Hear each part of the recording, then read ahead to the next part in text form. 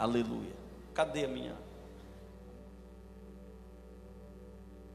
Está aqui. Amém. Vamos lá, irmãos. Abra sua Bíblia no Salmo de número 24.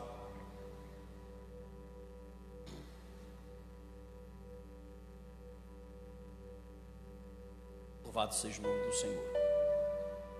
Deus nos dê graça nessa noite para falar acerca da sua palavra. Salmo de número 24, verso de número 3 e verso de número 4.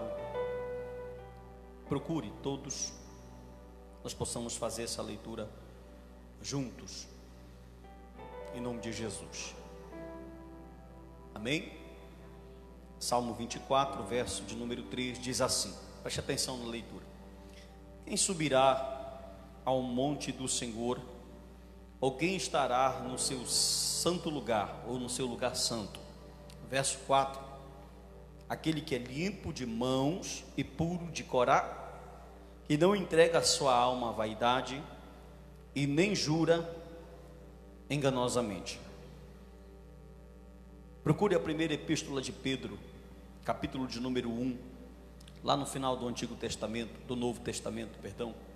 Primeira epístola de Pedro, capítulo de número 1, versículo de número 15. Louvado seja o nome do Senhor. Amém? Primeira de Pedro, capítulo de número 1, versículo de número 15, que diz assim: mas como é santo aquele que vos chamou, sede vós também santos em toda a vossa maneira de viver. Vou repetir o verso. Mas como é santo aquele que vos chamou, sede vós também santos em toda a vossa maneira de viver. Amém? Amém. O conceito de santidade na Bíblia é um conceito muito interessante, porque vai englobar vários preceitos e vários conceitos e vários pensamentos na questão do Antigo Testamento. Quando você vai olhar a palavra santidade ou santificar, consagrar, santificação, na Bíblia, no Antigo Testamento, essas palavras são palavras sinônimas. Elas são uma palavra que tem o mesmo conteúdo, que tem o mesmo objetivo. E quando se diz respeito a santificar na Bíblia, a Bíblia tem muito a dizer. É interessante que quando o pecado, olhe para mim por favor, quando o pecado ele está habitando na nossa vida, criou-se uma teoria e um teólogo muito famoso num tempo muito atrás, chamado Pelágio.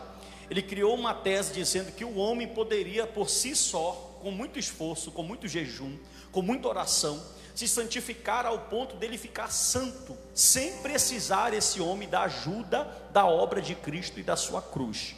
Mas pela Bíblia Sagrada e pela própria prática de vida que nós temos, nós sabemos que não é possível, mesmo sendo crentes, tem algum crente aqui nessa noite? Nós vivermos ainda sem pecar, e que o pecado ainda vai ser eliminado ou extinto da nossa vida uma vez por todas, somente no arrebatamento da igreja. Dr. Augusto Nicodemos Lopes, falando sobre pecado, ele traz um pensamento muito interessante. Ele diz o seguinte: o pecado ele habita em 3 fases na sua vida. Quando Deus te chama e ele te regenera, ele já te livra do penhor, da culpa que o pecado te dava. Porém o pecado ele ainda não deixou de habitar na tua vida.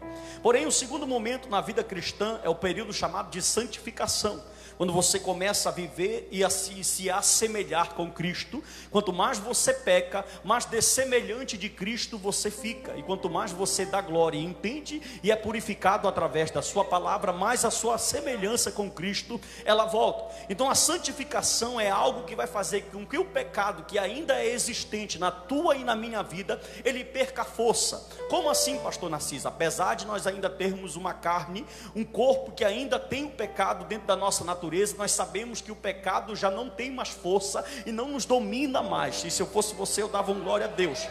Por isso que Paulo, escrevendo aos Gálatas, no capítulo de número 5, no versículo de número 24, ele diz que as nossas concupiscências, desejos e paixões estão crucificadas com Cristo Jesus. E o Dr. Augusto Nicodemos diz que a última fase que o pecado então e a morte serão eliminadas é quando Cristo voltar para buscar a sua igreja. Por quê? Porque os crentes e os santos que já morreram, eles irão voltar para restaurar e pegar o seu corpo. Então o seu corpo aí será glorificado. Aí sim, então, o pecado não fará mais parte da nossa vida. E apesar de ainda o pecado estar fazendo parte, porque nós ainda pecamos. Você ainda peca? Pergunte para o seu irmão aí, olhe para ele, você ainda peca? Ainda peca, irmão? Isso, diga assim, não se acostume não. Não é bom. Ainda que o pecado faça parte da nossa vida, irmão Delson, ainda que ele esteja conosco, nós sabemos que ele não tem mais força. E preste atenção, quando Paulo e a Bíblia vão falar de santificação, olhe para mim, deixa o bebezinho chorar, olhe para cá. Quando a Bíblia Sagrada vai falar de santificação, nós temos que entender que santificação ela é um processo que você e eu trabalhamos em comunhão com Deus. Diferente, Efraim, da justificação, da regeneração e da conversão. Como? A justificação ela vem através do sangue de Cristo, e eu e você não precisamos fazer nada para que isso aconteça. A regeneração, da mesma forma, é uma obra do Espírito Santo, que ele opera na nossa vida e não precisa de nenhuma ajuda sua e nem minha. A conversão, junto com fé e arrependimento, metanoia, mudança de vida e de caráter, também é uma ação soberana de Deus que não precisa. Mas a santidade e a santificação é diferente. Como assim, pastor? A santidade ou a santificação ou a consagração, ela tem um processo que é uma parte de Deus e uma parte sua. Nós vamos trabalhar em um ato ativo e passivo, Deus fazendo a parte dele e nós fazendo a nossa parte, para que a santificação, então, num processo gradativo, que vai ser maior em uns e menor em outros, possam acontecer de uma maneira sobrenatural. Preste atenção. Então eu quero mostrar para vocês aqui nessa noite, com base bíblica, alguns sentidos que essa palavra santidade ou santificação acontece e aparece na nossa vida. Por exemplo, diga comigo, separação. Não, você pode fazer melhor, diga separação, dedicação, purificação, consagração, exclusividade e pureza. Você está vendo? Eu falei 6 termos para vocês. E esses 6 termos, santidade, separação, consagração, pureza, exclusividade, dedicação, todos esses textos, eles estão ligados na Bíblia Sagrada, no pensamento do Antigo Testamento, principalmente na questão de como Deus quer que o seu povo esteja vivendo em santidade. Por exemplo, o Salmo de número 24, você está com a Bíblia aberta, o texto que nós lemos, o versículo de número 3, olha o que o salmista diz. Ele diz assim, ó: quem subirá ao monte do Senhor? Quem subirá ao monte do Senhor? Verso de número 3. Aí ele diz, ou quem estará no seu lugar? Leia o verso 4 agora. Aquele que é limpo de mão e puro de... Por exemplo, quando se fala, quem quer subir ao monte do Senhor? Você quer? Quem quer habitar no lugar santo do Senhor? Você quer? Mas Davi diz que para isso tem uma condicional: aquele que é limpo de mãos e puro de... Por isso que a primeira palavra separação, ela vai, olha o que significa isso na Bíblia. Significa estar separado de tudo e estar ligado ou junto somente de Deus. Quando a Bíblia usa santidade no sentido de separação, ela está dizendo que você vai ser separado de todas as outras coisas, e você vai ter que viver somente exclusivo ou apropriado em comunhão com Deus. E isso vai dar um sentido bíblico de uma perfeição moral. Por quê? Porque o propósito, Deus, sim ou não? Responda para mim. Deus sempre chamou Israel, e você vai ver inúmeras passagens bíblicas, de várias vezes e de várias formas, Deus sempre chamando Israel para ser uma nação santa. Para ser uma nação o quê? Quando ele fala, Israel, eu te chamei para que tu seja santa, ele está dizendo, irmão Marcos, eu te chamei, Israel, para que tu seja separada. Olhe para mim, como eu posso entender isso, pastor? É só você ver o contexto. Se é no Antigo Testamento, Israel vive só na Bíblia, sim ou não? Porque Deus fala, eu chamei vocês para serem, fique com o sentido de separado aí, eu chamei vocês para serem separados. Por quê? Porque ali tinha só 3 nações, cananeus, jebuseus e gigazeus, só essas 3. Eles tinham vários deuses, tinham vários cultos, faziam orgia sexual, adoravam deuses pagãos. E Deus está dizendo: Israel, o primeiro sentido de santidade na Bíblia é Deus dizendo: eu tiro vocês do mundo e uno vocês para que vocês sejam, eu e vocês, um conjunto só, ou uma aliança só. Amém? Primeiro sentido, diga: separação. E isso vai implicar em uma perfeição moral. E cá para nós, olhe para mim, o que os crentes hoje, no século 21, têm perdido de cara, visivelmente, é essa diferença de que se está com Deus ou se vive em prol e nos prazeres do mundo. Como assim, pastor? Hoje ficou normal no nosso meio uma cantora gospel ou um pregador que está no terceiro casamento. Ficou comum, sim ou não, irmão? A cantora fulana de tal vai cantar no congresso tal. Só que a cantora fulana de tal, que vai cantar no congresso tal, para a multidão tal, está no terceiro casamento com o marido tal. E aonde é que fica a questão de o povo que Deus chamou, ou o crente que Deus chamou, ser diferente do mundo, separado do mundo e exclusivo de Deus? Presta atenção. Por quê, pastor? Porque eu e você almejamos estar no lugar santo. Eu e você almejamos habitar onde o Senhor está, sim ou não? Só que o próprio Deus diz: olha, eu só trabalho. Vou ser mais específico: eu só uso quem anda sepa. Então não tem como você dizer assim, ó, eu sou de Deus.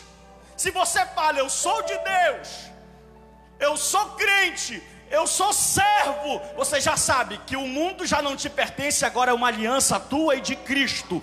Você é separado para uma, diga comigo, dedicação. Não, fale com entusiasmo, irmão, diga dedicação. O que significa isso? Quando a palavra santidade aparece com o sentido de dedicação, olhe para mim, significa ser propriedade. Aleluia. Você é propriedade de Deus, irmão? Sim ou não? Esses dias agora eu vi um pastor de sunga na praia. O que tem, pastor? É normal, está vendo como já é normal? Já é normal que quando você combate uma coisa que parece simples, o pastor de sunga na praia, irmão, o que é que vai diferenciar você do ímpio? Você está pensando aí? Se você é separado, olha só, o que significa dedicação? Essa palavra vem do sentido de propriedade. Como Israel foi como nação, como os levitas foram separados por ofício dentro do sacerdócio, e como o sábado foi dedicado ao Senhor. Quando Deus usa a palavra santidade no sentido de dedicado, Deus está falando assim, ó, vocês que são santos, chamados, separados para mim, são dedicados. Irmão, isso aqui é forte. Isso aqui é forte porque implica algo muito grande, algo de renúncia muito grande. Olha o terceiro termo: purificação. Todos os utensílios do tabernáculo, olhe para mim, todos os utensílios do tabernáculo de Moisés, eles passavam por um processo. Sabe o que é interessante? Olhe para cá. Os mesmos utensílios que Moisés usava dentro do tabernáculo, eram os mesmos utensílios que os israelitas usavam dentro da sua casa: colheres, garfos, bacias. E porque esses aqui eram diferentes, ninguém podia tocar e ninguém podia usar para outra coisa, porque eles eram separados, dedicados e Não, escute isso, isso é forte que eu vou falar para você. Não tem como Deus te emprestar um pouquinho para Satanás.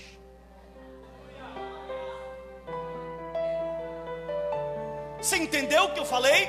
Por quê, pastor? Porque você é separado, dedicado e purificado para um propósito. É impressionante, irmão, como força e glória. Mas tudo bem, vamos lá. Primeiro, separado. Segundo, dedicado. Terceiro, você é purificado. Tem várias formas que a Bíblia vai dizer que eu e você somos purificados. João 15:3, vós já estás limpo pela palavra que eu vos digo. E eu, Senhor, Hebreus capítulo de número 12, versículo de número 29, e eu, Senhor, sou um fogo consume. Então Deus, ele escolhe várias maneiras e vários métodos para te purificar, para fazer algo acontecer na tua vida. Vamos para o quarto ponto. Diga para mim assim: consagrado. Jeremias capítulo 2, versículo 3. Abre a Bíblia aí, por favor. Livro do profeta Jeremias, capítulo de número 2. Aleluia. Versículo de número 3. Quem encontrou, diga amém.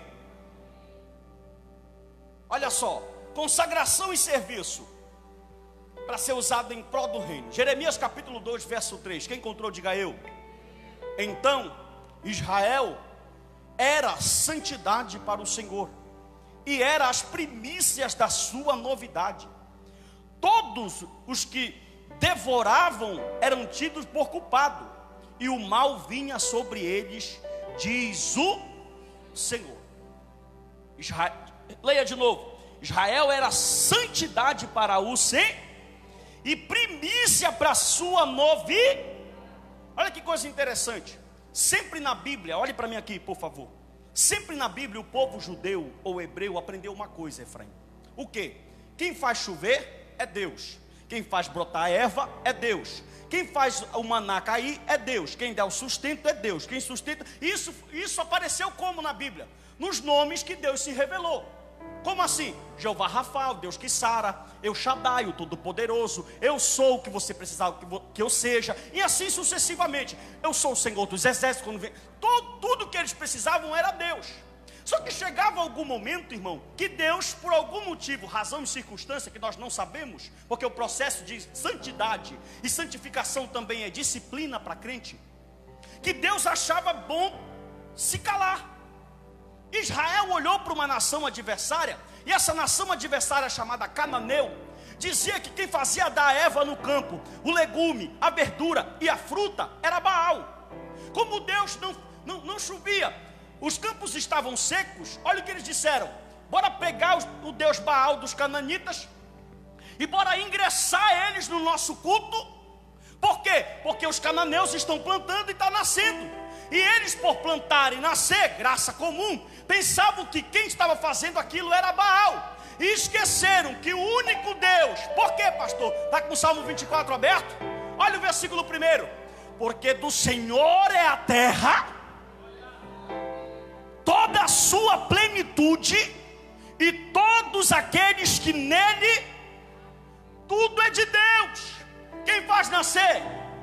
Quem faz dar? Quem cuida de ti? Quem faz a planta germinar? Quem faz a árvore dar fruto? Mas por algum momento, quando eu olhei e Deus não me respondeu, o que aconteceu? Olha, ali no culto da igreja tal, na igreja de Baal, eles estão colhendo lá.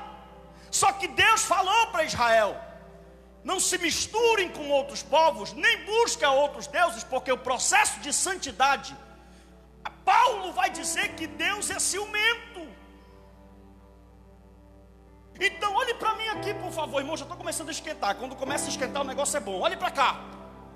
Paulo vai dizer assim, não tem como vocês escutarem o meu sermão aqui e ir lá no templo de Afrodite à noite pegar uma carne sacrificada a ídolo. Por quê, irmão? Porque o Deus da Bíblia é um Deus de exclusividade. Ei, e parece até meio louco isso, ilógico. Por quê? Você estava no pecado antes de Cristo, sim ou não? O seu futuro antes de Jesus era a morte, sim ou não? Então Cristo vai dizer assim: se eu já te tirei de lá da condenação, se o meu sangue já purificou tua vida lá, se a minha graça já te alcançou, peraí, como é que tu quer vir aqui, gozar dos meus benefícios e agradecer a Satanás lá fora?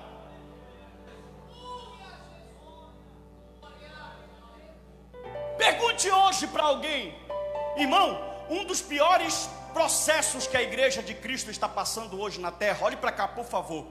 Não estou preocupado com pulo hoje não, olhe para mim. Um dos maiores processos que a igreja de Cristo está passando na terra agora é o chamado secularismo. Hoje verdades absolutas estão se tornando verdades relativas. Outrora, o que não podia mexer nem por nada, está podendo ser mexido por bel prazer de algumas pessoas. E Deus, quando chamou Israel, Ele enfatizou pela boca dos profetas, e está na Bíblia para você ler: eu te chamei como sacerdócio real, como povo eleito e nação santa. Olhe para o seu irmão aí com todo carinho e respeito. Se ele não acordar com essa, não acorda mais. Olhe para ele e diga assim para ele: quando Deus te chama, é para ser só dele.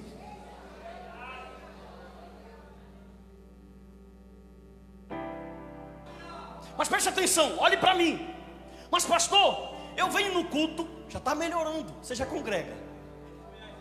Preste atenção, você já está dedicado. Pastor, eu já frequento o culto, eu já vou à igreja, eu já tenho comunhão, eu já até oro, pastor. Olha aí para o seu irmão e pergunta: quantas vezes você orou essa semana? Olhe para ele e diga: quem é santo, ora. De quem é separado, ora. Quem é dedicado, ora. Quem é exclusivo, ora. Quem é purificado, ele ora. Olha, sabe o que eu acho lindo? Que todas as metáforas e parábolas e comparações que a Bíblia tem em relação a Deus, o reino e nós, elas são lindas e perfeitas. Por exemplo, eu sou Deus, tenho um reino e vocês são servos. E qual foi o reino de qualquer nação do planeta Terra que você já viu o servo chegar com o rei e falar assim: eu não vou trabalhar hoje porque eu não quero? Você já viu isso? Vamos pegar mais o nosso contexto. Olhe para mim, irmão Elias, que prazer ter o senhor aqui com a irmã Samira. Que bênção em ver vocês aqui novamente. Olhe para mim aqui. Você já pensou o senhor chegando lá no quartel, irmão Elias, e falando para o seu general, para o seu tenente lá: olha, eu não vou trabalhar esse final de semana porque vou folgar com a minha família. O senhor corre o risco até de ser preso. Mas o crente não.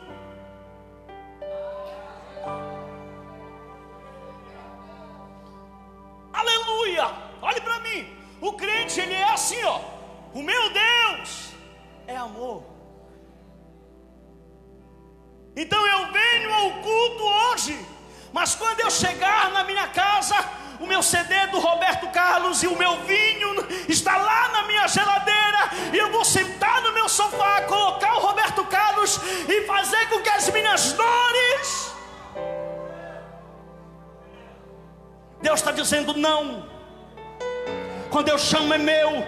Não te divido com Roberto Carlos, não te divido com Zezé de Camargo, não te divido com Anitta, não te divido com Neymar, não te divido, é meu, é separado, é dedicado, é purificado, é exclusivo.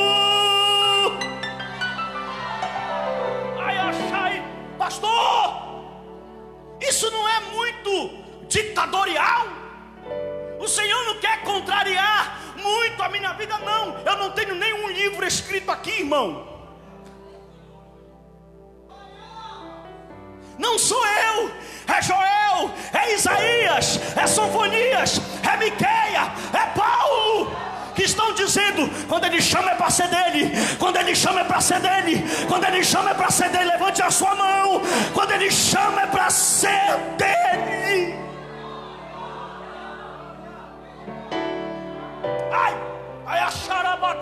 Olhe para mim. Eu fico imaginando o crente andando para a igreja, Tiago, congregando, servindo a Deus do jeito que Ele quer. E o Salmo de número 2, a minha Bíblia diz que Pai, Filho e o Espírito Santo conversam entre si no céu.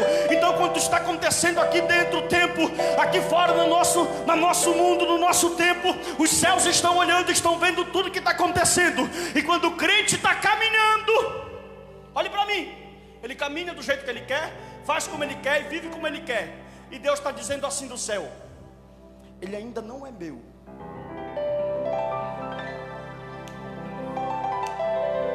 Você não entendeu? Olha, Pai, ele ainda não é meu. Por quê? Porque os que são meus, os que eu já consagrei, levante a sua mão, os que eu já separei, os que eu já dediquei, os que eu já purifiquei, os que eu já consagrei. Olhe para mim, diferença entre justificação e santidade. Justificação é uma posição legal, acontece uma única vez, é uma obra só de Deus, perfeita nessa vida, e é a mesma em todos os cristãos. Não tem alguém aqui mais justificado que o outro. Qual é a diferença da santidade? Santidade é uma condição interna, continua na vida toda, nós cooperamos com ela, não é perfeita aqui, e é maior em alguns. Sabe o que é interessante? Que o mundo não diz que tu é crente quando tu está de mini saia. O mundo diz que tu é crente quando tu anda igual a Cristo. Ai, Jesus. Por quê, pastor? Porque a santidade ela já está alcançando alguns de uma forma. É interessante, irmão. Quando trabalhar de Deus, ele só pode vir através dessa palavra. Eu não tenho poder de mudar ninguém. Se eu tivesse, eu fazia assim, ó. Muda, Narciso. Mudava primeiro eu. Mas não tenho esse poder. Mas a palavra que eu estou pregando aqui, ela tem. Aleluia, a palavra que eu estou ministrando para você nessa noite, ela tem poder de entrar aí onde ninguém consegue entrar e fazer algo acontecer sobre a tua vida.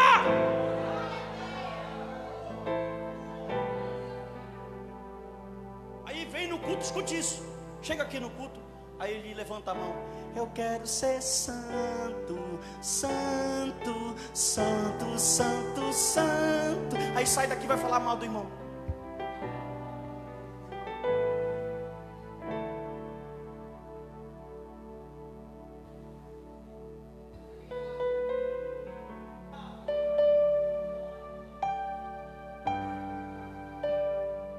Recém-convertido, chegando agora na igreja, pá, saiu do mundo, bola, bebida, cigarro, pá.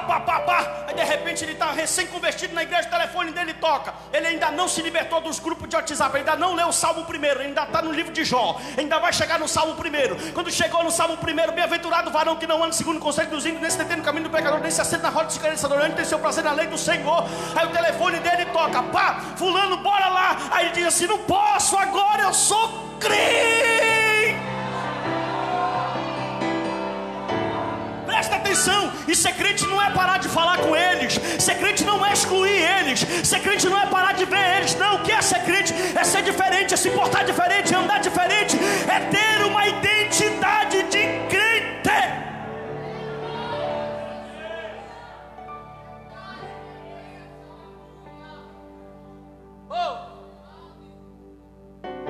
Escute isso, diga assim: exclusividade. Já estou terminando. Exclusividade. Escute isso. O uso restrito ao Senhor. Por exemplo, me dá essa cadeira aqui, Érica. Essa cadeira, quando chegou aqui na igreja, olha aqui, ela foi consagrada ao. E você nunca vai ver ela, ou alguém sentado nela, no Pop Som, ou no Príncipe Negro, ou numa festa do Sírio. Por quê, pastor? Porque ela é uso exclusivo para a obra do.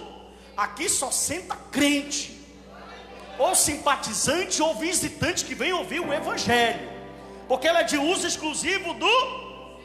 Então nós estamos perdendo para a cadeira.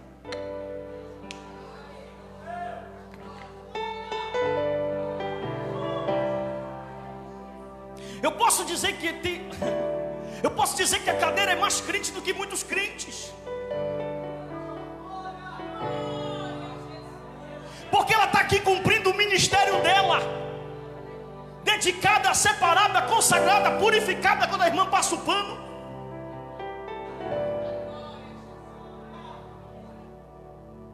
e olhe para o seu irmão, olha, crente, e diga para ele: seja como a cadeira do templo. Aleluia, levante a sua mão em nome de Jesus.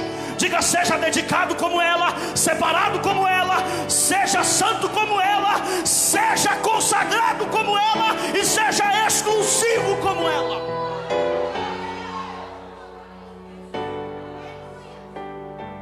Só faltava ela falar em línguas, seria perfeita. Aleluia. Preste atenção. Os 3 estágios da santificação, já falei, estou terminando. E o papel, pastor? Por que Deus quer que sejamos? Aonde é que Deus trabalha? Qual é o papel de Deus na santificação? Olhe para mim. O papel de Deus na santificação é o seguinte: toda vez que Deus te coloca no processo de santificação, Ele quer te ensinar algo, Ele quer te disciplinar e principalmente te preparar para o serviço. Como assim, pastor? Por isso que eu li o Salmo 24, verso 3. Quem quer estar no monte do Senhor? E perguntei para você e você disse, eu. E perguntei, e quem quer estar no santo lugar? Você disse, eu. E Deus disse, vocês querem o ministério? Amém. Querem habitar comigo? Amém. Mas só que só pode habitar comigo. Só posso usar quem estiver no processo de santificação. E eu vou falar essa informação aqui com muita tristeza no meu coração. Tem alguns crentes que parece que o processo de santificação, ao invés de progredir, ele tem regredido. Ao invés de o tempo ser bom para ele, benéfico para ele, ao invés de o tempo ter colocado ele mais parecido com Cristo, parece que a semelhança de Cristo tem se perdido a cada dia mais.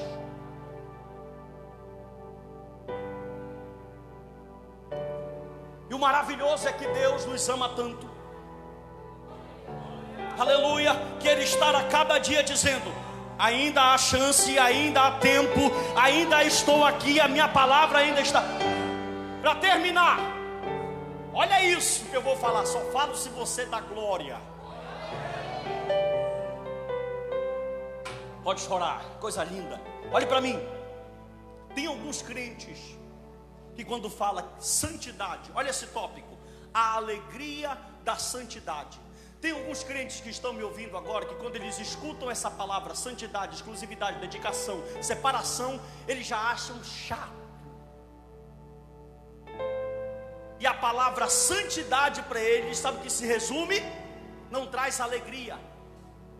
Por isso que eu não quero ser crente. Só que o crente que já entendeu o que é santidade, automaticamente nasce uma alegria. Romanos capítulo 6, versículo de número 22, abre a Bíblia, esse eu quero que você leia. Romanos capítulo 6, versículo de número 22.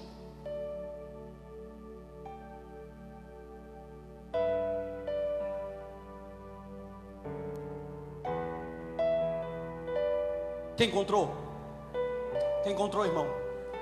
Olha o que diz o texto. O crente que já está no processo de santidade, ele tem que se sentir muito alegre. Por quê, irmão? Olhe para mim, antes de você ler, olha aqui. Porque o pecado te deixou parecido ou diferente de Cristo? Deus disse lá no Éden, façamos o homem à nossa imagem e... Então o chamado pecado, ele deixou a gente diferente de Deus, sim ou não?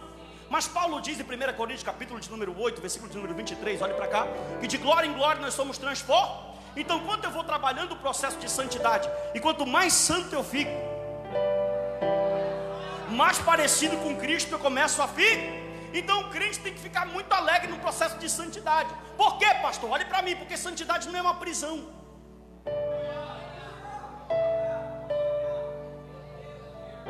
Olha, irmão, você tem que fazer isso.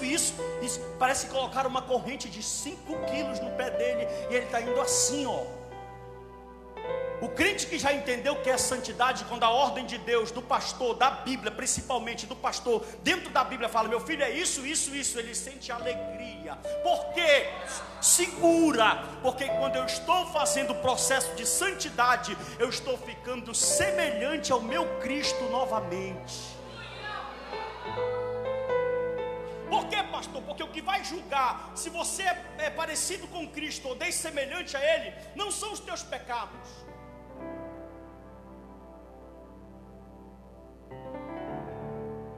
Olha como é triste, olhe para mim. Quando morre um aí da vida, um bandido, como o mundo chama, uma pessoa que está no crime ou no tráfico, alguém, quando morre, a gente escuta esse comentário. Nunca devemos falar, mas nós escutamos. Você já escutou, tenho certeza. Já foi tarde. Escutamos ou não escutamos? Por quê? Você acha que essa pessoa era algum exemplo para a sociedade? Você acha que quem disse isso está sentindo falta dele? Existe um rei na Bíblia que a Bíblia diz assim, e não sentiram falta dele quando ele morreu. Era boa peça esse camarada. Agora quando você é um santo homem de Deus,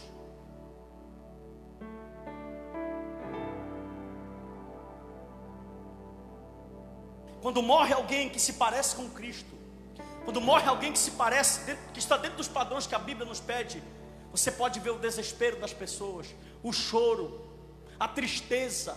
Por quê? Porque Deus nos chamou para sermos santos.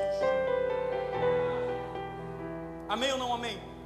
Por que, pastor Narciso? Porque sem santidade ninguém.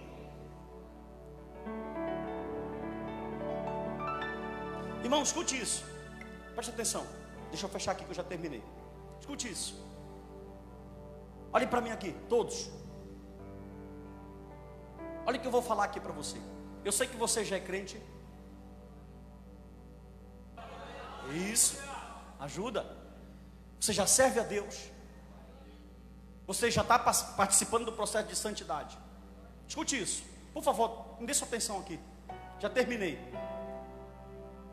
Mas por algum motivo que eu não sei, não me interessa saber, não me interessa de verdade.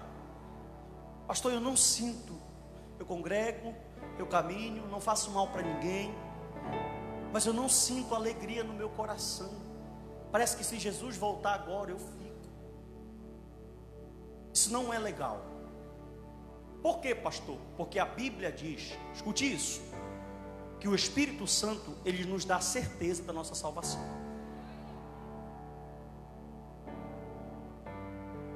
Isso é fato que eu estou falando para você.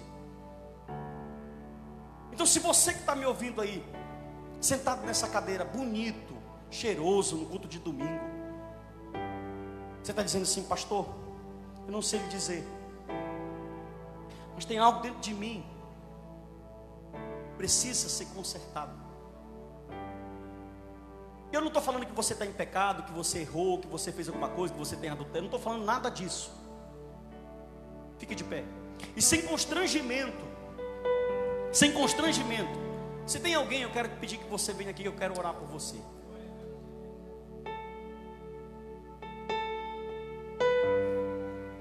Eu quero uma oração, pastor. Isso, pode vir. Glória.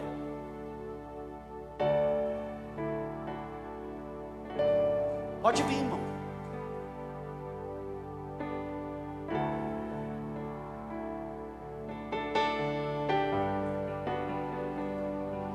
Ainda tem mais pessoas. Não rejeite esse convite.